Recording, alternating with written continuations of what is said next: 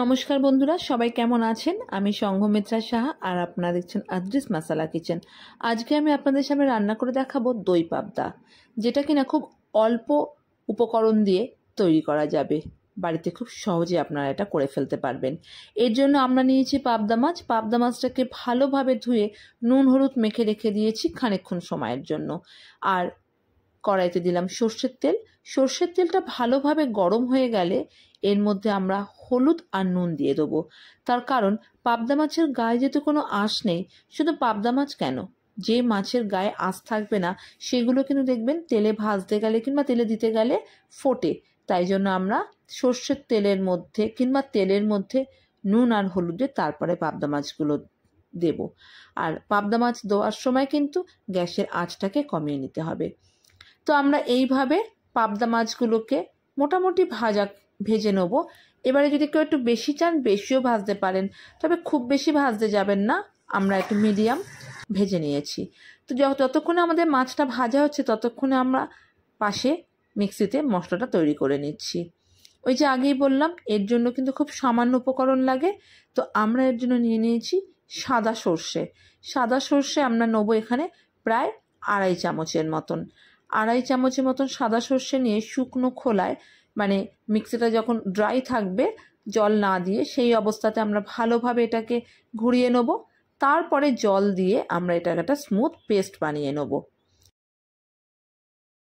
এইদিকে আমাদের কিন্তু পাবদা মাছও প্রায় ভাজা কমপ্লিট হয়ে গেছে।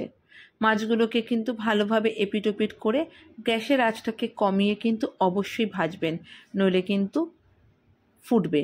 তার কারণ আমরা হলুদ নুন দিয়েছি, কিন্তু 100% ফুটবে না সেটা কিন্তু বলা যায় না। তো ওই জন্য কিন্তু গ্যাসের আঁচটাকে কমিয়ে অবশ্যই ভাজবেন। তো আমরা সব মাছগুলোকে ভালোভাবে ভেজে নিচ্ছি। এই রান্নাটা কিন্তু ভাতের সাথেই বেসিক্যালি ভালো লাগে, আর অনুষ্ঠান বাড়িতে কিন্তু এটা আমরা সচরাচর খেয়েও থাকি। ঠিক আছে, তো আপনারা কিন্তু এই রেসিপিটা যদি ভালো লাগে অবশ্যই বাড়িতে ট্রাই করবেন। আর কমেন্টস লিখতে কিন্তু ভুল করবেন না যে সবার কেমন লাগলো। তো আমাদের মাছ ভাজা হয়ে গেছে। এই মাছের তেলেই যেটা কড়াইতে থাকবে সেই তেলের মধ্যে আমরা দিয়ে দেবো কালো জিরে ফোড়ন দিচ্ছি। তো কালো জিরেটা ফোড়ন দেওয়ার পরে মোটামুটি 30 সেকেন্ড হয়ে গেলে এইবারে আমরা দিয়ে দিচ্ছি সাদা সর্ষে, যেটা আমরা বেটে রেখেছিলাম। আবারও বলছি, গ্যাসের আঁচটাকে কিন্তু কমিয়ে নিয়ে ভাজবেন, নইলে চারিদিকে কিন্তু তেল ছিটকবে। এইবারে আমরা এই সাদা সর্ষেটা দিয়ে মিনিট 2 এটাকে ভালোভাবে গ্যাসের আঁচটাকে মিডিয়াম করে নিয়ে আমরা এটাকে কষিয়ে নেব। এইবারে দিচ্ছি আমরা হলুদ প্রয়োজন মতন, আর দেব নুন স্বাদ মতন। আমরা কিন্তু মাছে যেহেতু নুন মেখে রেখেছিলাম, এই জন্য আমাদের প্রথমে কিন্তু নুনের পরিমাণটা খুব বেশি দিয়ে দেবো না, পরে লাগলে কিন্তু আবারও দেওয়া যাবে। আর দিচ্ছি কাঁচা লঙ্কা বাটা। আপনারা চাইলে কিন্তু কাঁচা লঙ্কা গোটা চিড়েও দিতে পারেন। তো আমি এখানে যেহেতু আমার আগে থেকেই বাটা ছিল মশলাটা, কাঁচা লঙ্কাটা, তাই আমি এখানে কাঁচা লঙ্কা বাটা দিলাম 1/2 চামচের মতন। আপনারা যে যেরকম ঝাল খাবেন সেই অনুপাতে কিন্তু ঝালের পরিমাণটাকে বাড়াতেও পারেন। এইভাবে আমরা লঙ্কা আর সাদা সর্ষেটাকে ভালোভাবে একটু কষিয়ে নেব। নেওয়ার পরে দেখুন আমাদের কিন্তু ওপর থেকে কিন্তু প্রায় তেল ছেড়ে দিয়েছে। আমরা এবারে যে মশলা বেটেছিলাম তার মধ্যে একটুখানি জল দিয়ে সেই জলটা দিয়ে দেবো, দিয়ে ভালোভাবে কষতে দেবো প্রায় মিনিট খানেক। আবারও এই জলটাকে দিয়ে সাদা সর্ষেটাকে ভালোভাবে একটু কষিয়ে নেব। তো বন্ধুরা, আমার এই রেসিপিটা যদি ভালো লাগে প্লিজ আমার চ্যানেলটি কিন্তু শেয়ার করবেন, সাবস্ক্রাইব করবেন, আর পাশে থাকা বেল আইকনটা কিন্তু প্লিজ প্লিজ প্লিজ প্রেস করে দেবেন, অল বাটনটা, যাতে আমার নিত্যদিনের রান্নাগুলোর আপনারা নোটিফিকেশান সঠিক সময় পেয়ে যান। তো দেখুন, যে জলটা দিয়েছিলাম ভালোভাবে কিন্তু ফুটতে শুরু করেছে। এই রান্নাটা করতে কিন্তু খুব বেশি সময় লাগে না, খুবই অল্প সময়ের মধ্যে কিন্তু এই রান্নাটা হয়ে যায়। তা আপনারা কিন্তু খুব সহজে এই রান্নাটা তৈরি করে ফেলতে পারবেন। তো দেখুন ঝোলটা যেই ফুটছে, এইবারে আমরা এতে দিয়ে দেবো টক দই, যেইটা হচ্ছে এই রান্নার মেন উপকরণ। আমরা এখানে প্রায় 3 টেবিল চামচ টক দই দিয়েছি।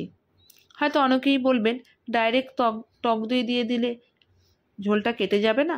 না, কেটে যাবে না, ঝোলটা কাটবে না। এই কারণে টক দই দিয়ে কিন্তু সাথে সাথে নাড়াতে হবে। ওই জন্য দেখবেন আমি যখন টক দইটা দিচ্ছিলাম খুব তাড়াহুড়ো করছিলাম, ঠিক আছে?